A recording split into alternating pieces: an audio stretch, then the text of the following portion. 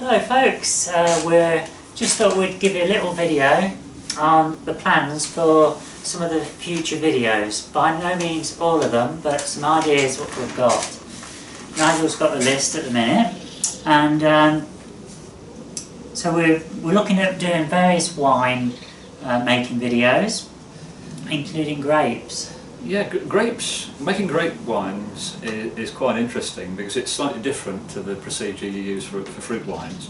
But of course it stretches back into antiquity. It's been done for thousands of years, so it's very, very simple. But you have to know what you're doing. But that should be quite an interesting video, I'm hoping. So what's your thoughts on cider? Cider, I think we could do a reasonable video on making basic cider, probably not from apples. Oh yeah, from apples. Yeah. I mean, apples are really the only ingredient for cider. I mean, if it is cider, it is from apples. The ones that you get in supermarkets that say raspberry cider, they're essentially flavoured ciders. Okay. With an apple base and a small amount of the other fruit in it. What are your thoughts on pears? You know, I mean, I like my pear cider, what's bought. Well, pear cider used to be known as perry, and it's quite a difficult thing to make because if you attempt to make it with ordinary eating pears, you find it won't go clear and it's very, very sweet and sickly. And what you have to have with pear cider, as for any wine or cider, you have to have a degree of tartness. So if you're going to make pear cider with eating pears, you would have to add a lot of crab apples or some similar acidic substance to make the thing palatable. Right, okay. But we could have a go, but it's much harder than making an apple cider. So if we did have a go at that, you've got to bear that in mind. That we're not expecting a finished result. It's going to be more of an experiment to keep you lot entertained. Yeah, that's right. A pear cider, the professionals use proper perry pears, which have a completely different makeup to eating pears. And so if we use eating pears, we've got to compensate by balancing other fruit in the right proportions. Okay. Yeah. Oh yeah, we could also do an update on the apple varieties that we've got here as they ripen. There aren't any ripe properly yet. This season is a little bit later than last year. We're running about 3 weeks late with regard to apple ripening. But there should be For those of you who are watching at not live but a later time of the year, we are actually filming at the very start of August. Oh yeah, I forgot to say. Yeah. Oh, grafting. Yeah, grafting. Now, you'd be surprised how many people think that when you're planting apple trees, if you want to get a cox tree, you simply take a cox apple and plant some pips. And that doesn't actually give you cox apple trees, unfortunately.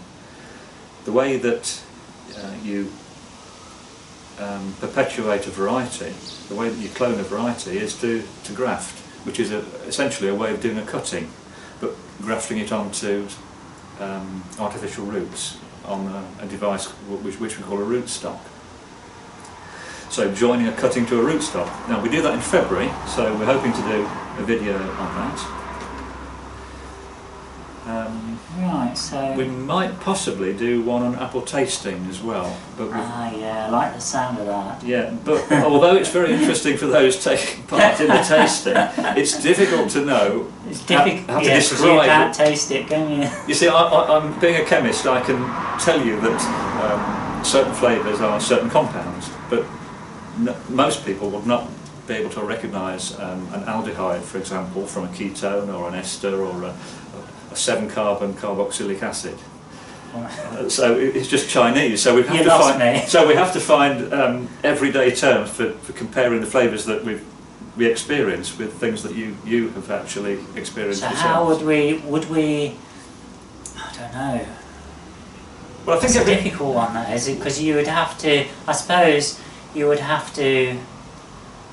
You could only compare to common varieties of apples. Well, perhaps so, That yeah. be the way. Yes, and we could possibly use terms like, well, sweet, tart, bitter. I think everybody knows what they are. But if we go very much further than that, or chocolatey. Chocolatey? Yeah, occasionally you get strange flavours in apples. Oh, right, I've not or come hints across of them. that. Or fennel, aniseed, Right. you know, that sort of Oh, thing. this is going to be fun. Yeah. Okay. Right, let's just have a quick look here. All right, another thing in the pipeline is an update to the Polyanthus. I don't know if you remember, I was showing you that I'd split some Polyanthus on the front garden, on the rockery. What I basically did was I took all the, well, I didn't take them all, but I took most of the Polyanthus out for the summer months because I wanted to put my bedding and my the other plants, the other flowers in there, so I had to make room. So to get around that, what I did was I took them out. Some which were large plants I split at the roots and I potted them on. Now for quite a while I kept watering them every day and they were really looking as though they'd had it. But they've made nice, they've turned around now and they've made nice little plants. One thing what you've got to remember with Polyanthus is they, in the growing, when they're growing from seed or when they're small plants, they like to have shade. So if you leave them in direct sunlight at that delicate stage, you're going to slow their growth. I discovered some of this the other year when I was, it was probably in one of my earlier videos from a few years ago. I had them in the polytunnels and nothing seemed to be happening, and that was basically because it was too hot for them. So anyway, I'm going to do an update and I'll take it in from the Polyanthus at the front of the garden, which were split. Also the ones, little baby plants, self-setters, what I've then put into 6-cell trays and individual pots, and I'll show you those. It might be interesting to see what happens if you sow the seeds from a particular colour Polyanthus. Yes, yeah. Is there a dominant colour? I mean, if you just leave a bed and for several years, what colour do you end up with? Well, I can tell you on the front in the rockery, and we hadn't touched that for a while, it seemed to be yellow.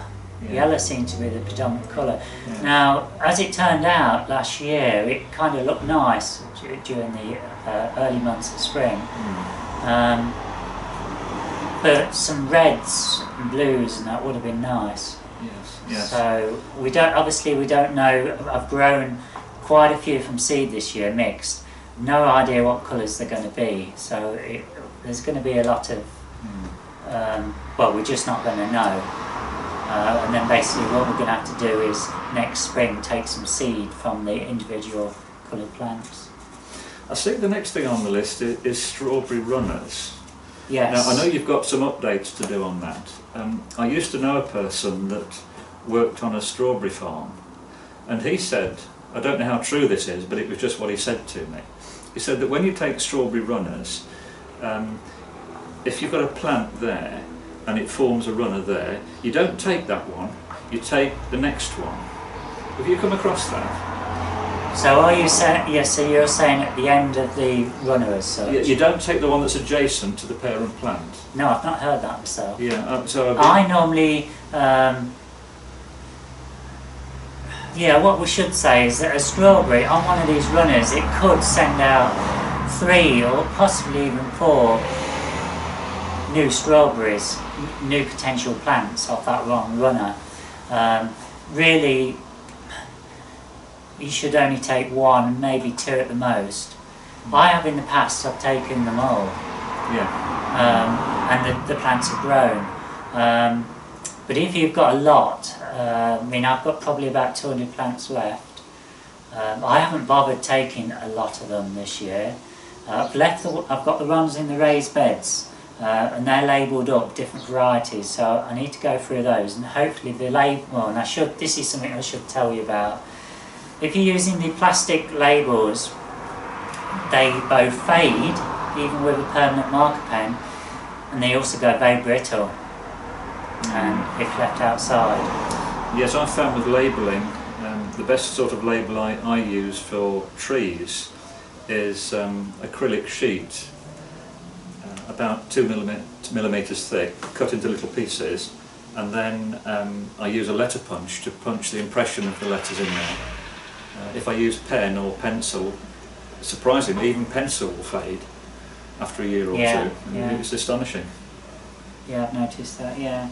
So yeah, as far as the strawberry runners go, because they're in raised beds, and they've been there they've had a couple of weeks or 3 weeks now, some of them have been taking shape, they will have sent the roots out into the soil.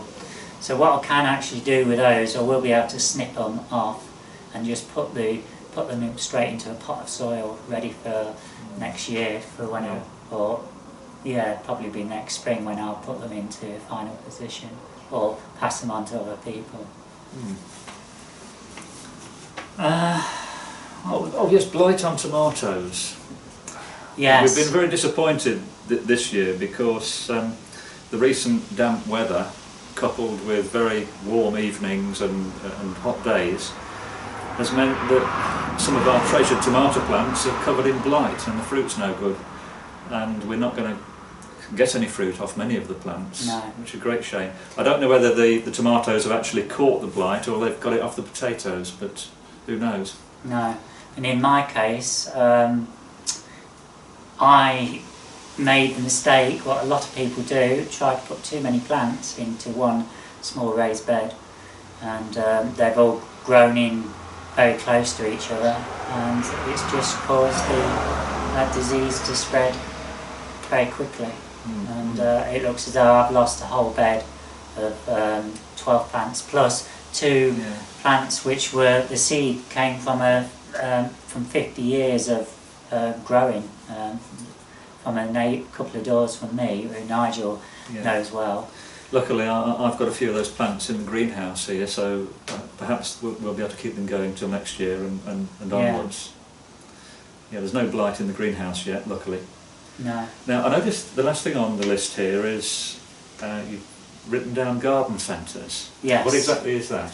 I'm thinking about doing a series of videos from different garden centres, and would just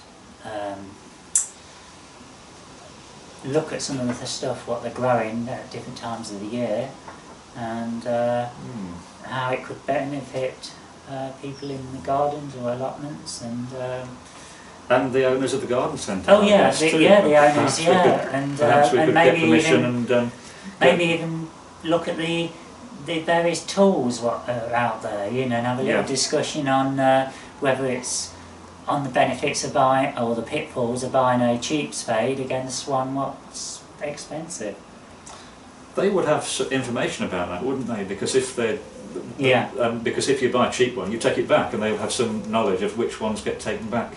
Yes. And which ones don't. Yeah. Yeah, so that could be interesting.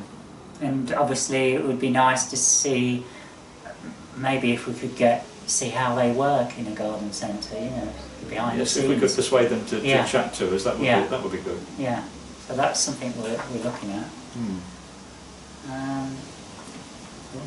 I think that's about covered. Yeah, I think that's about it, isn't it? Yeah. Okay. Right, so we've got the usual smartphone.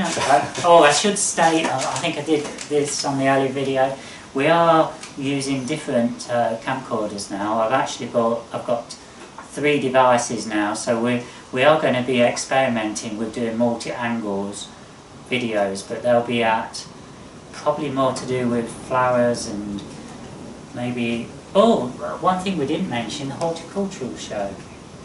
Oh yes. We're going to the Malvern Autumn Show, so we're hoping to do some filming from there. Yeah, I've never been to that show before, so it'd be interesting to see what there is. Nigel's wife Alison, she knows quite a lot about various topics in gardening, so she'll be along with us. So we'll be having a conversation about different things. Yeah. If it's we haven't okayed this with us, Yeah, so we'll have to yeah. tread carefully, but I think you'll probably say yes. And right, I should have gone into the app, but I haven't done. So just bear with me for a second. What else can we discuss while this is loading up? Oh, it's all right. We're at the end now. Great. Okay, so I'm going to say goodbye for me. Yeah. And goodbye from me.